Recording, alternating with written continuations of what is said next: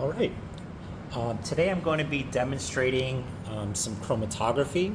Chromatography refers to a series of techniques that basically separate mixtures. So a few things first. Most of the objects around us, most of the materials around us are examples of mixtures. They're made up of many different types of materials kind of intermingled, mixed really, really well together. And this chromatography technique is just basically a series of steps that you follow to separate the mixture into the different parts, the different components, as we say. Okay, so we're going to be demonstrating two techniques. One is called thin layer chromatography. That's pretty much what is set up right here. And the second is column chromatography, right? And again, the main point for both of these techniques is to separate mixtures into the different parts. Okay. Now, no matter what type of chromatography you're going to see in this demonstration, it always relies on two different materials. There's what's called the stationary phase and the mobile phase. A lot of times the mobile phase is also called the solvent in the technique. Okay, so these two materials, the stationary phase, so typically a solid, and the mobile phase, it can be a gas or a liquid. In both of our demonstrations today, the mobile phase is going to be a type of liquid. Right? This solid and the liquid, they work together to separate a mixture. So our sample that we're going to, that's a mixture that we're going to separate into the different parts for the thin layer chromatography, or the TLC part of the experiment, is actually the ink of a marker or marking pen. Okay, so as you can see here, this particular marker looks like it's kind of like a dark blue or a black color. Okay, and as you're going to see at the end of this demonstration, this black color that you see is actually a mixture of many different colored materials, right? So these colored materials are called dyes. You're going to learn about dyes a little bit later on. For right now, just know that dyes are just naturally colored materials, compounds, as we say in chemistry. And if you mix enough of them together, hopefully through this process called subtractive color mixing that you might have learned about in a lecture, you kind of get this final color of a really dark blue, dark black. Okay, so this ink here, even though it looks like it's one color, it's assumed that it's one material with that specific color. You're going to see it's actually a mixture of many different colored materials. Okay, and this is very typical of a lot of inks, believe it or not. Okay, so just going to give you a quick rundown of the materials that we're going to use for the thin layer chromatography part of the experiment. So obviously it's our sample. The sample for the thin layer chromatography TLC experiment is a marker, okay, or the ink of the marker. This thing here is called a development chamber. So we're going to, this is a very important piece of glassware for this experiment.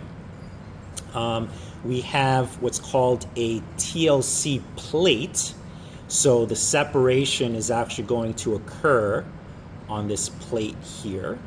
Okay, I just have square piece of glass here. This is so I can kind of rest the plate on it, and it also will act as a type of cap for the development chamber. So once we get the experiment going, I'll just put it like that, and we'll let it sit, let the plate sit in here as the separation occurs. I have a pencil here and a ruler to actually help me take some measurements and set up the experiment. You'll see that in a second. And I have some tweezers, if I need them, to kind of help me pull the plate in and out of the development chamber. Okay. I have a beaker here just to kind of store some of the liquid, the mobile phase that we're going to use in the experiment. This thing is called a graduated cylinder. This is used if you want to measure very, very specific volumes of certain liquids. This is the standard piece of glassware or instrument that you would use in chemistry to get very, very accurate volumes. It's one of the standard pieces of glassware, okay, to get very accurate volumes of liquids. And we'll have our mobile phase that's part of the experiment. So for here, it's this clear, colorless liquid. So it could be a little bit confusing. Hopefully it's not for you. This liquid that's going to help us separate the different colored materials in the ink, okay, this liquid actually turns out to be a mixture itself, right? So for the thin layer chromatography experiment, we're using a mixture of a chemical called hexane and ethyl acetate. Okay, so just from previous work in our department, we found that this specific combination of chemicals here is really good at separating all the different colored dyes that are in this marker pen. Okay, so how does the technique work? Okay, so very briefly, and you'll see this in action, what I'm going to do is I'm going to take my marker pen and I'm going to put a spot of the ink here, right? So when you're working with TLC plates, there are kind of two sides to them. There's kind of like a shiny side, okay, that has the plastic, and there's sort of a matte side here. So the side, I should say, that isn't shiny, that's what you want to kind of apply, that's the surface that you want to apply the marker on. That's the active surface. This is where all the stuff happens that we're interested in, the separation, okay? So don't put your marker pen on this shiny part, right? So on this surface is actually our stationary phase. So this is the solid that is very, very crucial for this separation experiment. Okay, so this white colored solid is called silica or silicon dioxide. The chemical formula, if you've learned about chemical formulas, is SiO2. Si is the symbol for the element silicon. There's plenty of silicon in computer chips, right?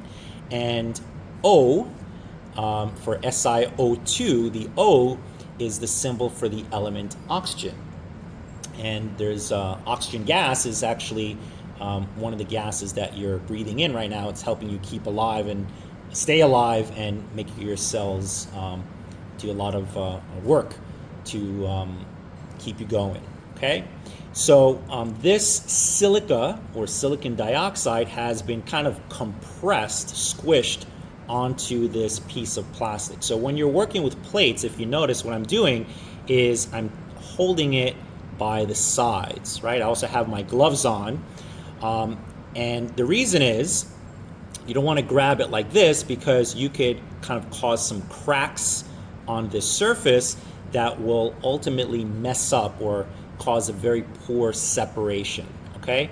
So to avoid any cracks on this surface, we hold it by the edges. We hold the plate by the edges, okay? So why are you wearing gloves? So in general, in a chemistry laboratory, it's important to always wear gloves to kind of protect yourself. But in this particular instance, additionally, right, aside from the protection, I wanted to prevent finger grease, which is just naturally occurring on your skin, from going on this surface, because that'll kind of mess up the separation, okay? So the way we're going to proceed, like I said, I'm going to put a spot on the plate. So I'm going to just rest it temporarily on this piece of glass, right? I'm going to put the plate down. And when you're ready to make your spot, you don't do it all the way down here along this bottom edge, right? you want to basically put your spot about 1 centimeter or 1.5 centimeters above the bottom edge, because this is eventually going to be dipped into the mobile phase, the liquid, and we want to make sure that once we dip the plate in this liquid, the liquid has the opportunity, this mobile phase has the opportunity to kind of soak up to the top edge of this plate. And as the liquid kind of travels across the plate, it's eventually going to carry the ink or the parts of the ink across this surface too. All right, so remember, the mobile phase, this thing and this thing work together. These two materials work together to allow you to separate a mixture. Okay, so how does it happen? Very briefly. So I'll kind of say a few words as I'm preparing the mark here. So essentially, think of the stationary phase as kind of being a sticky surface, right? And one of the jobs of the mobile phase is to carry the different parts of your mixture, the different colored materials in your ink, to kind of carry all the different parts across this face. So the different inks, or excuse me, the different dyes that are in this ink can kind of stick to various amounts to this surface, right? So the stickiness, the interaction, as we say, between the different parts of your mixture are going to be different along this material here, right? So what ends up happening is you're going to have certain colored materials that are attracted and experience a very strong interaction to the stationary phase, and they don't travel as far up the plate as those that have a weaker interaction, right? So if there's a part of your mixture here that is strongly interacting with your plate, think of it as it's just really sticky on this stationary phase. It's not going to move very fast as the liquid kind of soaks up the plate, right? And because the amount of stickiness, the amount of interaction is not the same, it's not going to be the same for all of the materials, all of the different parts of your ink, you're eventually going to see different colored spots, right? Where each spot represents one colored material, one dye basically, that's in this ink, okay? So said, gonna kind of line up this bottom edge with the 0 here. We're gonna use this ruler, the centimeter side, right? And again, doesn't have to be very, very exact. I'm gonna kind of put a mark at 1.5 centimeters. And then I'm just gonna very, very gently draw a line straight through this plate, all right, at the 1.5 centimeter mark. Okay.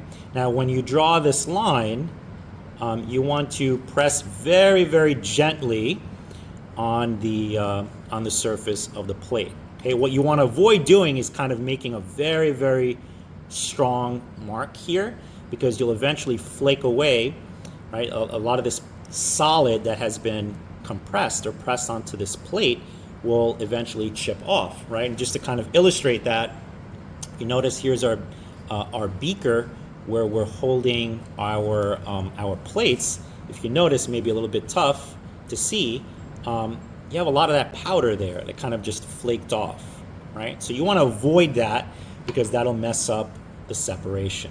Okay, so here's your plate, where you have sort of like think of it as a starting line. Okay, about 1.5 centimeters from the bottom short edge of the plate. And what I'm going to do is make a tiny, tiny little dot in the center, okay, on this line with the marker, okay? So you don't want to press it hard and leave, like, for example, leave like a very, very big dot, right? You want to kind of just gently kind of put a dot there, right? And you want to wait a little bit until it dries, and then a lot of times it's very common, so here's the dot right there, to kind of just put another one on top of it, right? So you don't want a big smudge, you just want a tiny little dot. And that's going to actually, believe it or not, help with the separation. You get to see the separation a lot more easily. If this was a big dot, right, if I really press down with the marker, then what will end up happening, most likely, is that you'll have smearing across the plate as the liquid, as this mobile phase kind of soaks up the plate, right? And you don't want the smears. You want to have sort of like very well-defined regions that are colored. That's what we call it. It's a nice separation. You have good resolution if that happens, right? So after about, a minute or so, I can take that same marker and just go back to the dot and just put another kind of tiny dot right on top, okay? So now, as is, this plate is kind of ready to go, right? So keep in mind, you don't need a lot of sample, you don't need a lot of the mixture to use this TLC, thin layer chromatography, right? In fact, this technique is used for very, very small amounts of mixture, if you want to separate very, very small amounts of mixture. So this is actually kind of very appropriate, okay? So we're going to let that rest here, and we're going to kind of prepare our development chamber, right? So as you can see here, maybe a little bit hard to see. I'm not sure if the camera is focusing very well, but there are some tracks, right, that you can see here, right? So these are just basically different slots that you can put your plates into, right? So one chamber, you can have, a few separations going here, right? So to kind of prepare the development chamber, what we're going to do is put approximately 5 milliliters of this solvent or mobile phase, right? Hexane ethyl acetate. Put about 5 milliliters in here. So the volume is not terribly crucial in terms of the amount, but I'm going to just show you how you can use a graduated cylinder, right? The idea, the main point, like I mentioned before, is that once you have liquid in here, and this is actually the side that you want to be facing, right? You don't want to look here. You want to turn and look here, right? So we're going to eventually slide our plate in here, and we're going to watch the mobile phase kind of soak up through this face, okay, of the development chamber. Right, so the important thing here is, if you remember, I have to make sure that once I put liquid in here and I dip the plate inside, right, I want, once the plate is inserted into the development chamber, I want the liquid level to be about here, right? If, for example, your liquid level was up here, then the sample that's here is not going to travel and separate nicely along this TLC plate. What ends up happening, if the liquid line is above the dot, is anything that's in here just goes straight into the liquid, right? You don't have you want it to basically soak up the plate and carry the different colored materials across this plate. And for that to happen nicely, you have to make sure that the liquid level is below the line. And you just leave some time for the mobile phase, the liquid, the solvent, to kind of just soak up, okay? So I'm going to leave that here temporarily. So I'm going to add approximately 5 milliliters of the mobile phase, the solvent, in here. You're not going to eyeball it. You're not just going to pour directly. The proper procedure is you would just pour some of the liquid into a beaker, in this case a 50 milliliter beaker, something small, okay? You usually pour a little bit more than what you plan to use, okay? And you seal this up, and by the way, if you put the cap, it should be cap down, it should be like this, not this way, right? Because you don't want to get contamination here. So you can close this up, okay? And I'm going to carefully pour about 5 milliliters, which is, again, it's a little bit hard to see perhaps on the video, okay? 5 milliliters roughly here, right? So you want it upright. I'm going to kind of do it off camera, okay? And again, it's not terribly crucial that you have exactly 5 milliliters, excuse me. You just want approximately that amount, okay? So this is 5 milliliters. I'm going to pour it in here. All right, so now we have the liquid inside the development chamber. And what I'm going to do, I'm going to grab the TLC plate by the sides. So personally, what I like to do is use the tweezers to kind of grab it from one end. And I'm going to very slowly, I'm going to choose one of these tracks that are in here. And I'm going to very carefully put the TLC plate, I'm going to lower it into the liquid. I'm going to put it down. I'm not going to drop it. I don't want any splashing to occur. And when you put it, when you lower this into the plate, you want to make sure it's straight.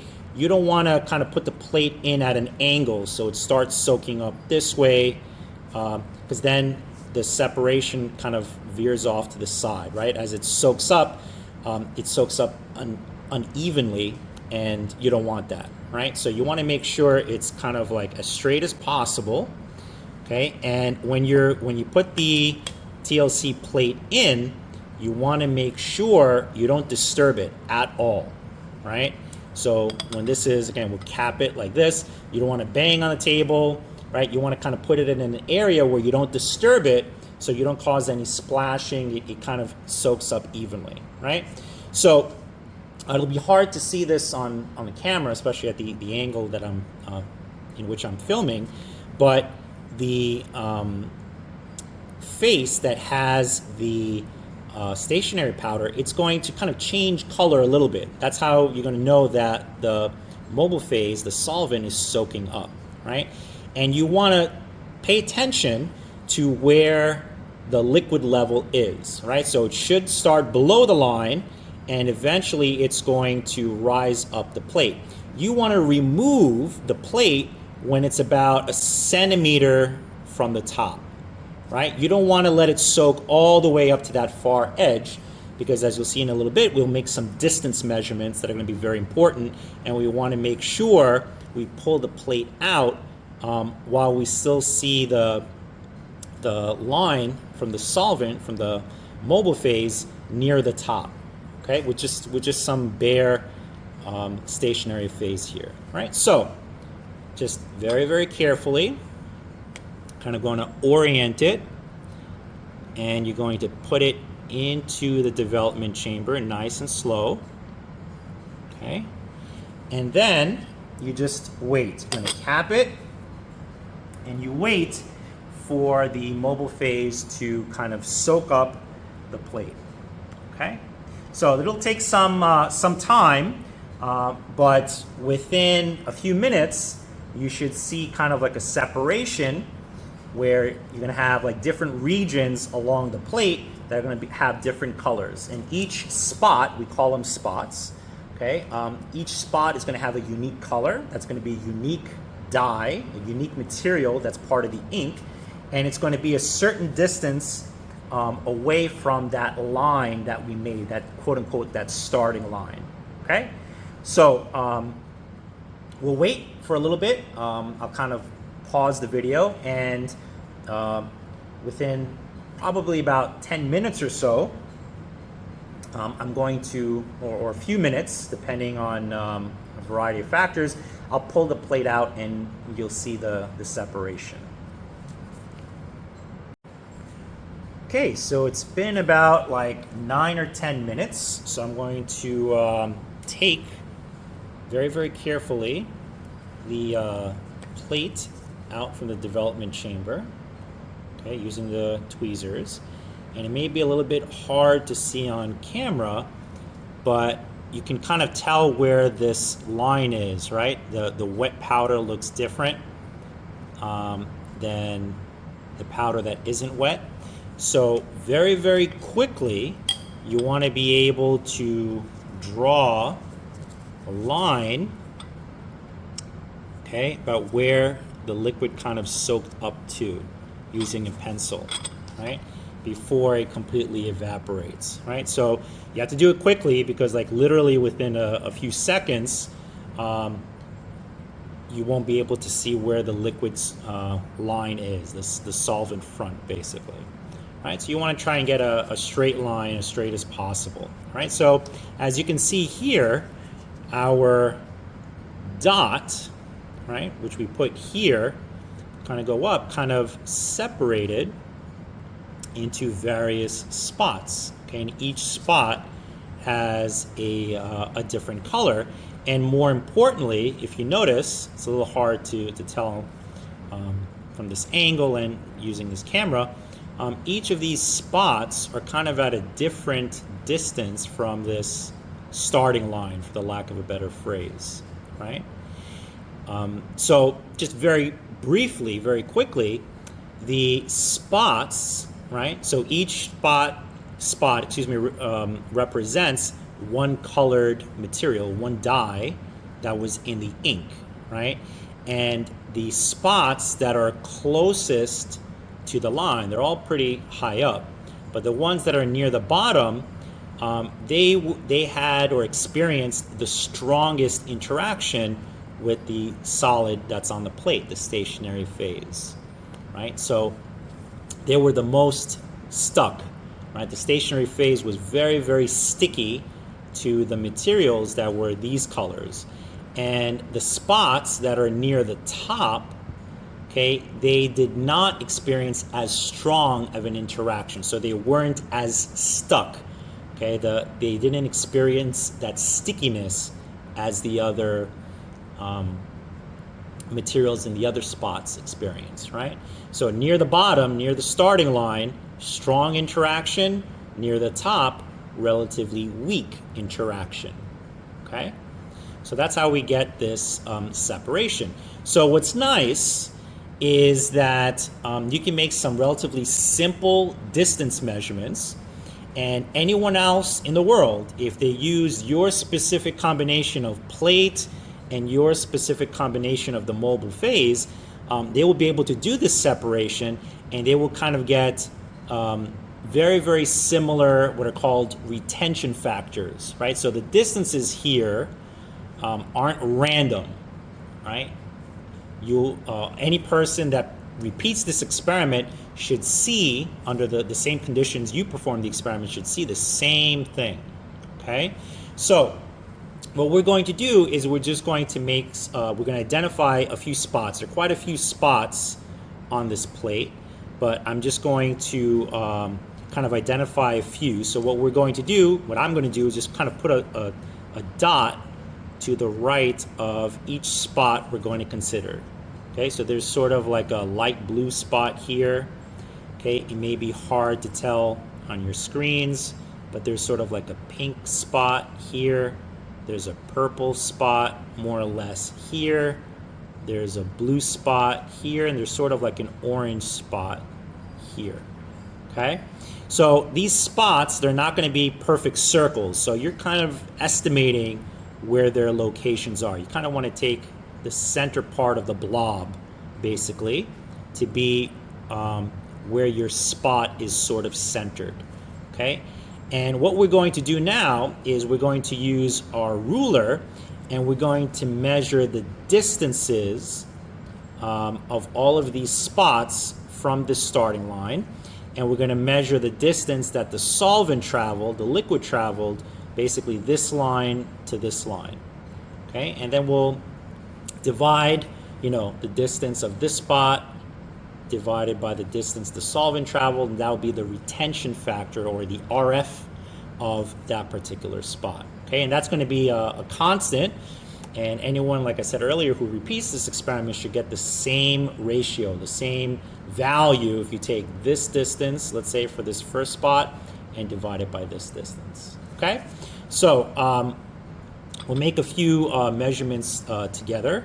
I'm not sure how easily you're going to be able to see this, but basically I'm going to take my, my ruler, and I'm going to align the 0 line to the initial line, the starting line here, okay?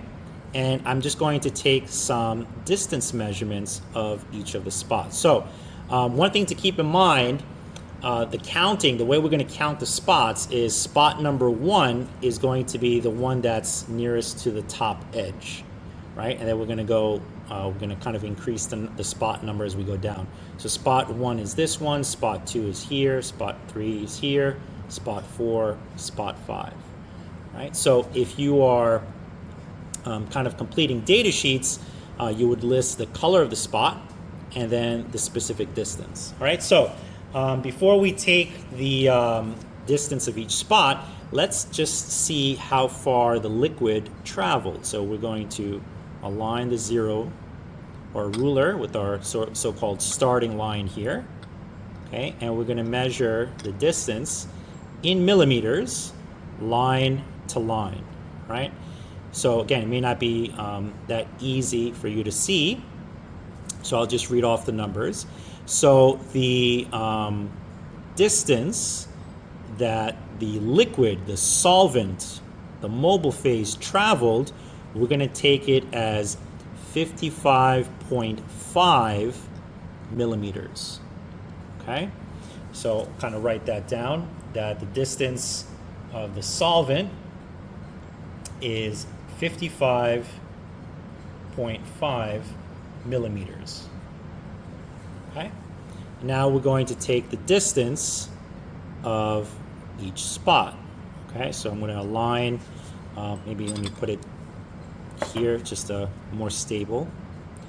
Okay, so I'm going to line up the ruler, the 0 of the ruler with the line that I made in the beginning, and then I'm going to measure the distances of each spot. So I'm going to put it right next to the dots that I made. Okay, so we're going to say that the first spot has sort of like an orange yellow color, and the distance it traveled is 53.2, let's say 53.2 millimeters. Okay. The second spot, I'm going to say it is sort of like a light blue color, and it traveled 49.5 millimeters. Okay. The third spot is purple, okay, has a purple color, and we're going to say that it traveled roughly 46.0 millimeters. Okay. The fourth spot is going to be pink, and we're going to say that's 45.1 millimeters. And then the fifth spot is, again, kind of like light blue, and we're going to say it is 43.2 millimeters. Okay? So these are the distances you should kind of record, right? So spot number 1 near the top is 53.2 millimeters. It kind of has like an orange color, orange-yellow color. Then we have like a blue color for spot 2. It's 49.50. This is spot 2, 49.50. Spot 3 has this purple color, okay? And spot 3's distance is 46.0 milliliters. Spot 4 is a very light pink color. It's this spot here. And spot 4 traveled a distance of 45.1 millimeters, and spot 5, which is the one here near the bottom, okay, we're going to say that's also sort of like a light blue color, and it traveled 43.2 millimeters from the starting line. Okay, so you're going to be able to calculate these retention factors. So just to give you an idea of how to get this retention factor, for the first spot, which is this orange-yellow spot, you're going to take the distance it traveled, which is 53.2 millimeters, and you're going to divide it by the distance the solvent or the mobile phase traveled. So from this line to this line.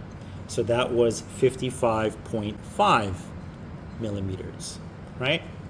So to find this retention factor for the first spot, it's 53.2 divided by 55.5. So to find the retention factors for all of the other spots, you just take the distance that each spot traveled and you divide by the distance that the solvent traveled. Okay, so the distance the solvent traveled is always going to be the same. It's always 55.5 millimeters. But these distances that the spots are where they are located on the plate, that's going to change, right? But it's always the distance of the spot divided by the distance of the solvent, right? So that retention factor, that number that you get after you divide, doesn't have any units, right? The millimeters cancel out. It's just a number between 0 and 1. Okay, so the lower the numbers, lower the retention factors, the closer to the bottom the spots are, and the stronger the interaction is. These materials, these colored materials, were very sticky on this surface. The higher the retention factor, the spots that are closer to the top edge of the plate, they were less sticky on this surface, right? The interaction between these colored materials and the stationary phase was very, very weak. It was not very strong. All right, so there you have it. There is kind of a nice separation. You saw, hopefully within 10 minutes, you can take the ink of this marker, okay, and through this thin layer chromatography, kind of separate it into different colored materials, right? Each of these dots or spots that you see is a dye. It's a naturally colored compound. If you notice, it has each spot has a unique color, and like we just mentioned, it has a unique distance traveled along this TLC plate. All right, so there is your separation. Okay, up next is going to be separation using a technique called column chromatography. Okay, this is the column chromatography part of the experiment. So the first part, if you remember, we did thin layer chromatography, which made use of these plates. And if you remember, we had this powder here, stationary phase called silica, kind of pressed onto this piece of plastic. Okay, the column chromatography that you're going to see demonstrated momentarily is still going to make use of a stationary phase, only this time instead of silica, or a lot of times this could also be alumina, we're going to use alumina. So alumina is aluminum oxide. It has the chemical formula Al2O3, where Al is the symbol for the element aluminum. O, you heard last time, was the symbol for the element oxygen. Okay, so here's our stationary phase. As you can see, it's a very, very fine powder. It's not pressed onto a plate like you saw on the TLC, the thin layer chromatography. So our strategy here is going to be a little bit different. What we're going to do, eventually you're going to see me do it, is take this powder and kind of pack it into a glass tube, which is called a column. So this is not technically a column. This is a glass disposable pipette that we're going to kind of treat. We're going to set up as a column. So the idea here is we're going to leave this glass tube upright. We're going to fill it with the stationary phase, the alumina in this case, and we're going to introduce our sample from the top along with the mobile phase, the liquid. It's going to be a different liquid than the thin layer chromatography experiment. But nevertheless, remember, all chromatography makes use of a mobile phase and a stationary phase.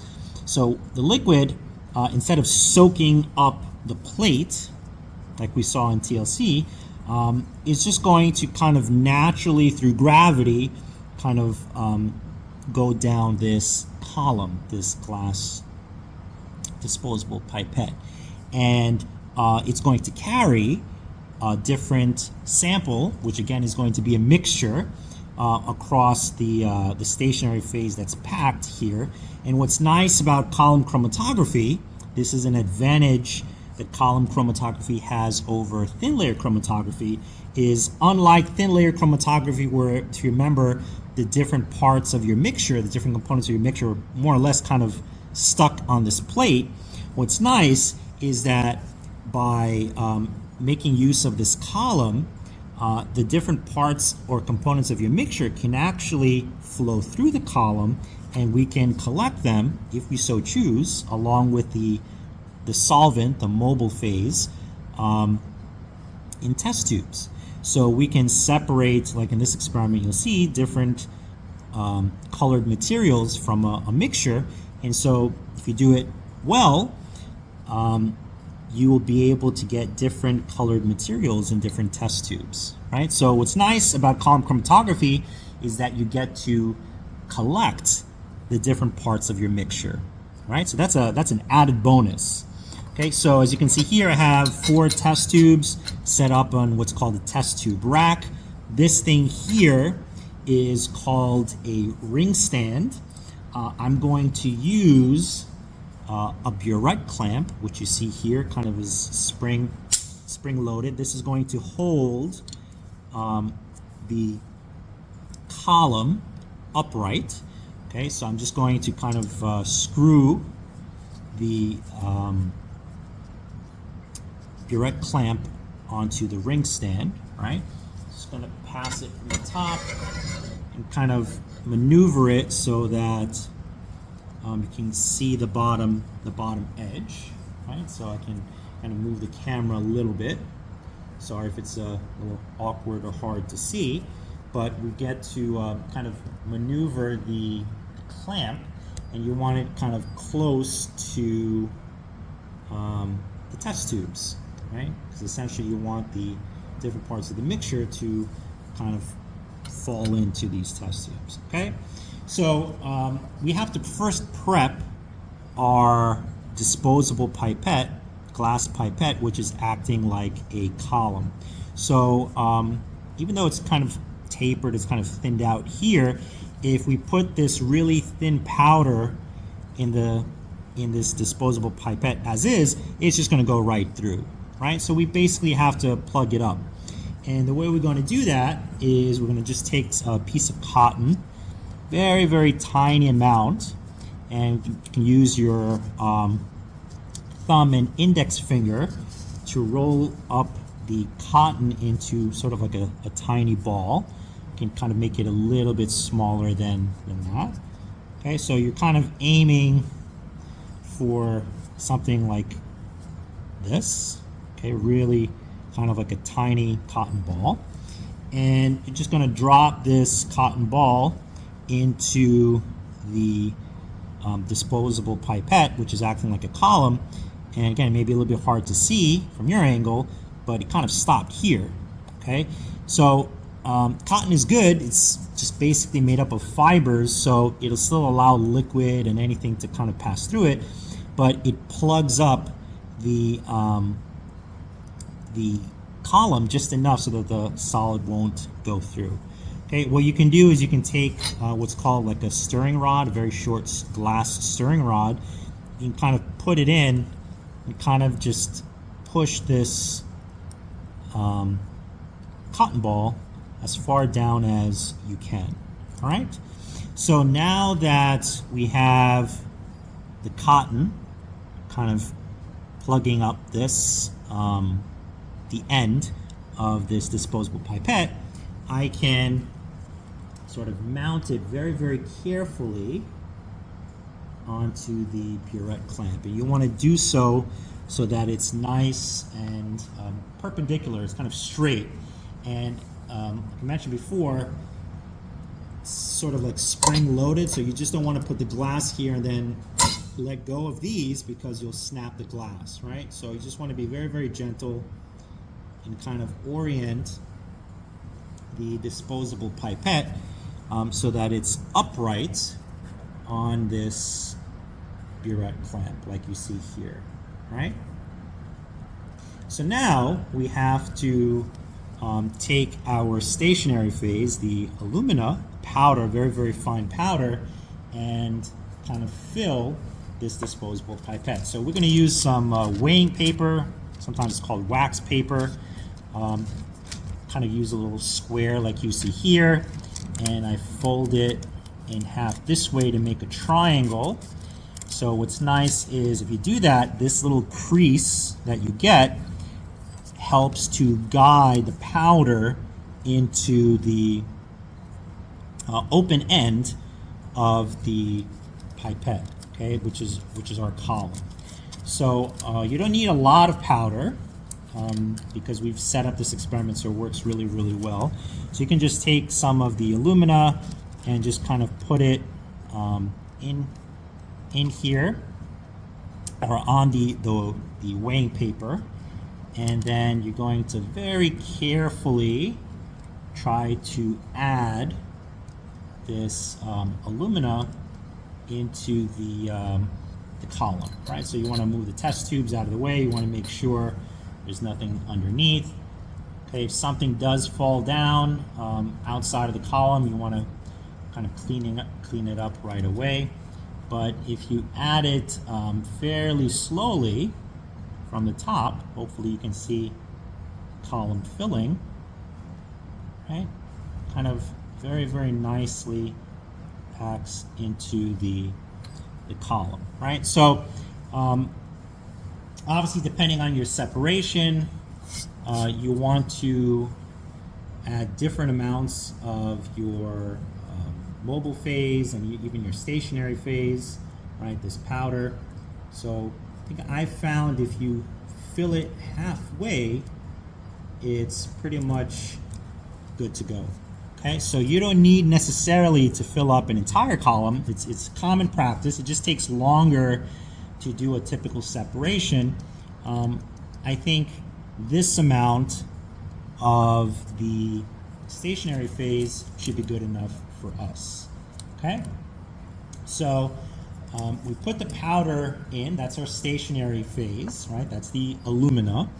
And like I mentioned before, we're going to add our sample from the top, and we're going to add the liquid, the mobile phase, so that it kind of passes through the column and carries along your mixture, the different parts of your mixture at different speeds, different rates down this column, and we will be able, to collect the different parts of your mixture. Okay, so what's your mixture this time? So we're going to have two dyes mixed together from the beginning.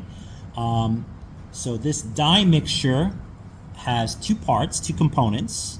Okay, you can't see the chemicals here, but one of the dyes that is present in this mixture is called methylene blue. As you might guess, the color of methylene blue is blue. And there's another one, another colored material, another dye called fluorescein, which has almost like a highlighter yellow-green color. Okay, and yellow and blue, when you mix them together, the net result, the color that we see, is green, right? So we have sort of an eyedropper here. So let me just show you. I'm just going to shake the bottle a little bit to evenly kind of mix the two different colored materials, the two dyes in here. And if I just kind of put a drop on this piece of cotton, All right, so here's our mixture. Okay, kind of put a drop on the cotton. Hopefully you can see it kind of has this greenish color, right? Okay, so like I mentioned before, there are actually two dyes, two colored materials in here. One is roughly yellow colored and the other is blue. Okay, and our job is to separate the colored materials in here, the dyes, so that we can collect them in different test tubes. Okay, so what's nice about the column chromatography experiment is that you can play around, you can use different liquids to kind of pass through the column. So in this experiment, we're going to demonstrate how different mobile phases, different solvents, different liquids in this case, can carry different parts of or different components of a mixture through a column, right? So we're going to deal with two solvents, two mobile phases in this experiment. One of them is distilled water. This is basically filtered water. Okay, this was kind of treated. You can think of it as it was treated to kind of remove any salt. So this is you can just think of it as just pure water. Okay, and the other liquid, the other mobile phase that we're going to use is ethanol. And here's the formula, chemical formula of ethanol. This is the psychoactive substance that's in alcoholic beverages, right? This is a big component of alcoholic beverages, ethanol, sometimes called ethyl alcohol. Okay, so we're not going to add both of these together into the column. We're going to add them one by one and see what happens. All right, so the idea here is that one of these mobile phases is going to be good at carrying a certain dye in our mixture through the column, and the other mobile phase, the other liquid, is going to be good at carrying the second dye that's in our mixture. Okay, so you're going to see that just simply your choice of mobile phase, your choice of liquids that you use in a column chromatography experiment can go a long way in separating a mixture. Okay, so now that our column is set up, I'm going to put the test tubes back with the test tube rack. Okay, I'm going to kind of lower the burette clamp so that the tip of your column, again, it may be a little bit hard to see on your end, it's kind of just above the test tube. All right, so if we want, we can kind of lower it just a little bit more, so it can go directly in. All right, so as we're performing this separation, we can kind of change test tubes, right? So this can be done in a regular chemistry laboratory. This can be done automatically. A lot of this stuff is automated nowadays. But you can just decide yourself, after a certain volume in the test tube, I'm just going to move on to a new test tube. And you can collect what are called different fractions of the mixture. So when things kind of pass through the column and we collect them in the test tube, we say that it's eluted, right? So eluted is like it's separated, and it belongs, or it goes into one of these containers. Okay, so we're going to prep the column by first adding the distilled water. So water is going to be our first mobile phase. So you're just going to add it from the top, and you want to make sure that the stationary phase always stays wet. So you should always have some liquid kind of flowing from the top. Okay, it should never dry up because that will lead to cracks, and that will mess up the separation. Okay, so I added some water, and water is kind of slowly making its way down, and eventually I can bring this a little bit closer. Eventually, you're going to see some water kind of dripping into the test tube. All right? So here's sort of like the first drop. Okay, so you know that water, the first solvent, the first mobile phase, kind of passed through. Right? So now that the entire part of the column here, where the solid, the stationary phase is, right? Since it's wet, then I can go ahead and add a few drops of my mixture. Okay, so this is the dye mixture, methylene blue and fluorescein. Right, so I added a little bit of the dye. Okay, and I'm going to continue adding water. Okay, remember, you should always stay wet. The stationary phase should always be wet. Okay, so we have the green dye. Okay, and it's near the top. Okay, and as you can see, slowly but surely, as the water is passing through the column, we're getting a tiny bit of separation. Again, it may be a little bit hard to see on your screens, okay, but essentially, here is the sample. Here's the green dye. That's a mixture of methylene blue and fluorescein. Okay, so if you notice, just within a few seconds, right, you have sort of like a blue-purple ring right here, and about right here you see a sort of like a yellow colored material slowly making its way down the column. Okay, so as you might suspect, this part here, this is methylene blue. It seems to be kind of stuck at the top of the column, but the fluorescein, which has that highlighter yellow color, is being carried actually very nicely, very efficiently through this alumina column using water, right? So if we keep adding water and just continue being patient, you're going to see eventually that we're going to remove the fluorescein, so you should see some yellow drops very soon, right? So the fluorescein, the yellow colored dyes, kind of like right here. You see this gigantic band of yellow, highlighter yellow, right? And it's just starting, again, maybe hard to see from your end, it's just starting to kind of pass through the cotton ball here, and we are getting a few drops that have that highlighter yellow-green color, right?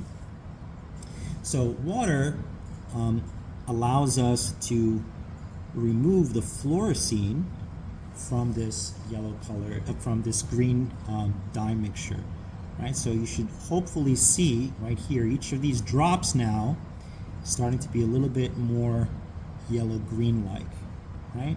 So we've essentially found a nice way of separating the two dyes, right? So here's the methylene blue part, and here's the fluorescein, right? So the fluorescein is coming out.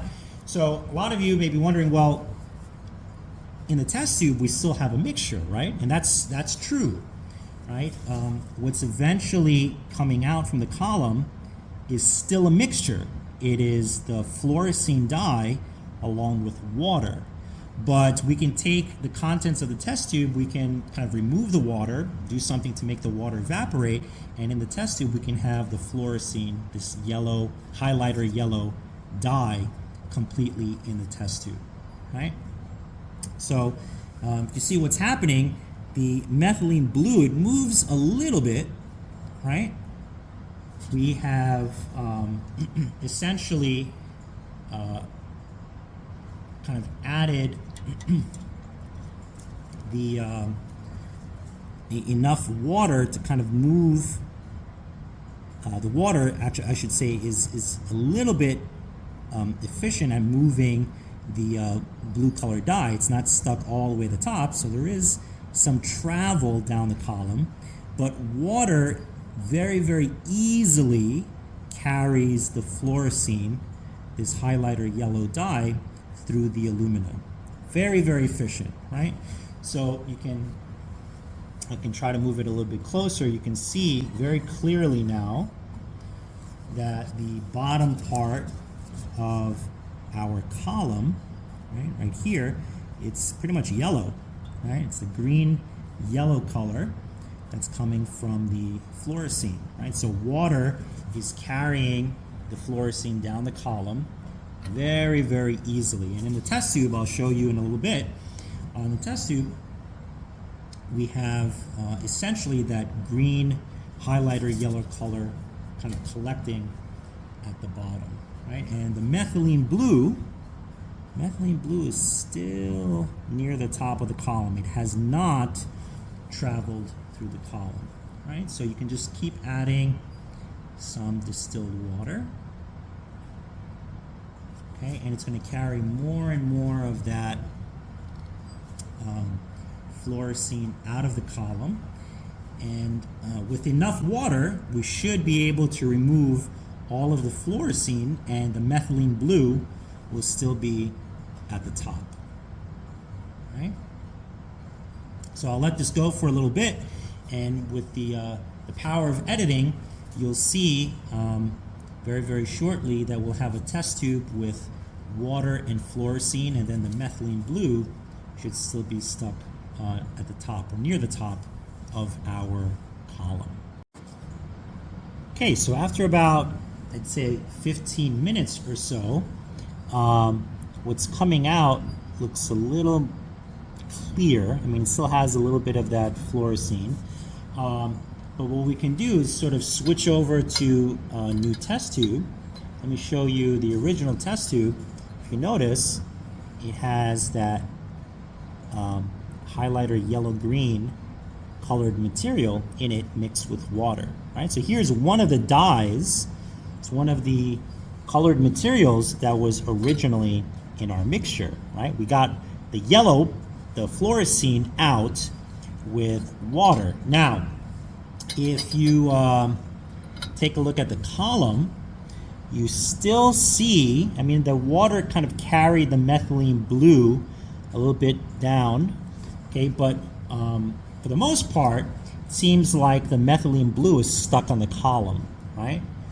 So how can we get it out? Well, let's just switch solvents. Let's switch to mobile phase. So instead of water, let's start adding some ethanol, right? And just like before, you just kind of keep adding, keep the stationary phase wet, this time instead of with water, with alcohol. So we're going to let the alcohol kind of pass through the column, and hopefully we'll see that the ethanol will free up, carry the methylene blue from the column, and we can collect it in a separate test tube, right? So you can kind of see a little bit that it's moving very, very slowly down the column as the ethanol kind of passes through. So the ethanol seems to be very good at carrying the methylene blue part of the mixture through the column. Right? So the water was very good at removing the fluorescein, and it seems like the ethanol is doing a pretty good job of moving the blue colored dye in the mixture, the methylene blue, down the column. And how do I know? It's because in the beginning you had a lot of the methylene blue stuck at the top, but as you can see, it's slowly being carried, slowly but surely being carried through the column. So again, it's a waiting game, but eventually you'll see that the methylene blue will be completely removed from the column using ethanol. Okay, so we'll just watch this for a little bit. And again, with the power of editing, I'll stop the video and then start it after maybe 6 or 8 minutes and show you what we have. So as you can see, after about, 6 minutes or so, notice that a lot of the stationary phase kind of has this blue-purple color. That's because the methylene blue is being carried down the column by the ethanol, by the ethyl alcohol. And if you look very, very closely, again, it may be a little bit tough for you to see, the drops here that are going into this second test tube are blue colored. So we are collecting the methylene blue. Okay, and if you look closely near the top of the column, again, it may be a little bit hard for you to see, but you start seeing a lot more of that natural white color of the stationary phase, the aluminum oxide.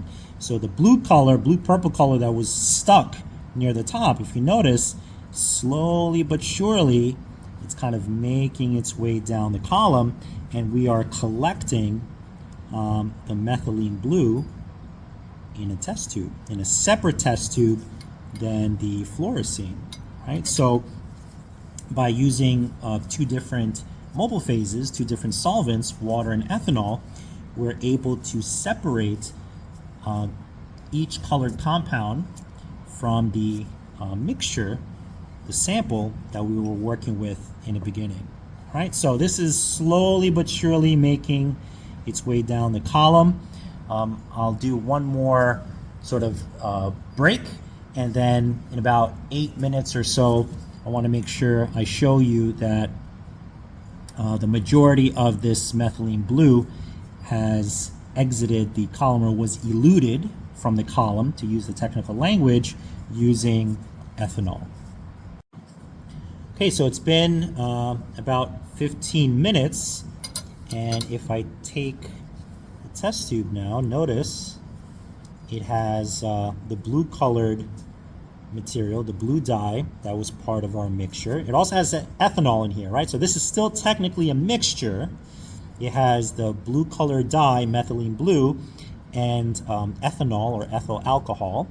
But we can take this and kind of remove the ethanol or the alcohol. So originally we had a green colored dye, and we've completed column chromatography. We performed column chromatography, and now we have two separate containers, two separate test tubes, where we have the fluorescein in one. It was removed from the column, or was separated using water, and the methylene blue,